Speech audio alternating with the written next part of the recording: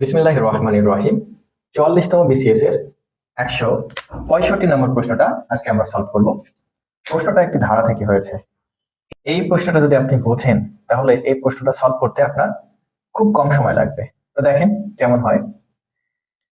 যদি -5 P Q 16 সমান্তর অনুক্রমে থাকে তাহলে পি কিউ এর মান কত হবে? এখানে একটা অনুক্রম দেওয়া রয়েছে, যে অনুক্রমটা সমান্তর অনুক্রমে রয়েছে, যার প্রথম পদ দেওয়া রয়েছে আমাদের কত, -5, দ্বিতীয় পদ আমাদের পি, তৃতীয় পদ কিউ এবং চতুর্থ পদ আছে আমাদের 16। তো এই অঙ্কটা সলভ করার সময় আপনাকে সর্বপ্রথম যেটা করার লাগবে সেটা হচ্ছে প্রথম পদ এবং সাধারণ যে অন্তরটা আছে সেটাকে ধরে নিতে হবে। তো ধরি প্রথম পদ a ইকুয়াল -5, সাধারণ অন্তর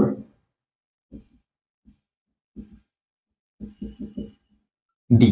ওকে, তো সমান্তর ধারার আমরা জানি যে প্রথম পদ এ হয় এবং দ্বিতীয় যে পদ সেটা হয় এ প্লাস ডি এবং তৃতীয় যে পদটা হয় সেটা হয় হচ্ছে এ প্লাস 2d এবং চতুর্থ পদ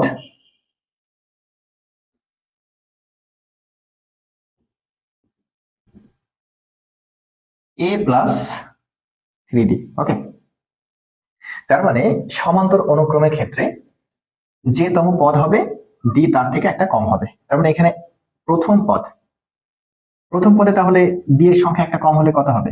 একটাই তো ডি থাকার কথা ছিল, কিন্তু একটা কম, তার মানে কত? 0d। দ্বিতীয় পদ, তার মানে ডি একটা কম, দ্বিতীয় পদে ডি থাকার কথা ছিল দুইটা, কিন্তু একটা কম থাকবে বলেছি, তাহলে কত হবে? একটা ডি। তাহলে তৃতীয় পদে দুইটা এবং চতুর্থ পদে তিনটা। ওকে, তাহলে যে তম পদ ডি তার থেকে একটা কি হয়? কম হয়। এখন আমরা যদি এখানে শর্ত মতে লিখি, শর্ত মতে প্রথম পদ ইকুয়াল, আমরা কিন্তু আগেও লিখে নিয়েছি -5, এটা ইকুয়াল তাহলে কি হবে? পি, এবং এটা ইকুয়াল হবে অর্থাৎ এটা ইকুয়াল হবে হচ্ছে কিউ, এবং এটা হবে হচ্ছে গিয়ে আমাদের কত দেওয়া রয়েছে? চতুর্থ পদ 16। ঠিক আছে, তো দেখেন আমরা এটাকে যদি সমীকরণ আকারে প্রকাশ করি, এটা 1 নাম্বার সমীকরণ এবং এটা 2 নাম্বার এবং এটা 3 নাম্বার সমীকরণ এবং এটা 4 নাম্বার সমীকরণ। ওকে, তো 1 এবং 4 হতে আমরা কিন্তু যদি সলভ করি তাহলে ডি এর মানটা পেয়ে যাব। তো দেখা যাক কেমন হয়। তাহলে 1 ও 4 হতে পাই। 4 নম্বর সমীকরণটা একটু তুলি।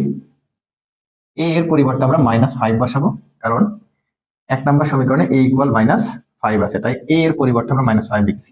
এরপর 3d, তাহলে d সমান আমাদের কত হবে? দেখেন এই 3d ইকুয়াল এখানে দেওয়া আছে কত?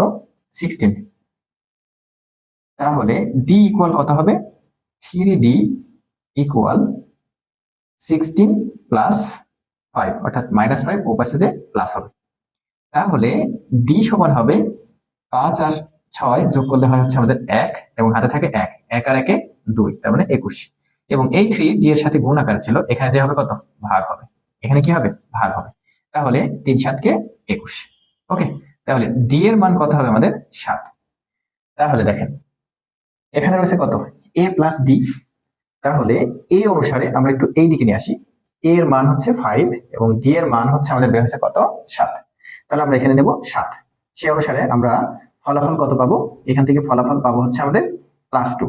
ওকে, তার মানে p এর যে মানটা পাবো সেটা হচ্ছে আমাদের 2। এবার তৃতীয় পদে আমরা যেটা দেখব সেটা হচ্ছে যে a এর পরিবর্তে বসাবো হচ্ছে -5 এবং 2d plus 2 into d, d এর মান কত? 7। তাহলে কত হবে? -5 এবং 14, কারণ কি 7 দোকানে 14, তাহলে -5 এবং +14। তাহলে আমাদের এখানে বিয়োগফল কত হবে? 9। ওকে, তাহলে কিউ এর মান হবে আমাদের 9। তাহলে পি এবং কিউ এর মান হবে যথাক্রমে 2 এবং 9। তো আজকে এ পর্যন্তই। নেক্সট কোনো ভিডিওতে গণিতের অন্য কোনো একটা সমস্যা নিয়ে আমরা চলে আসবো ইনশাআল্লাহ। আল্লাহ হাফেজ।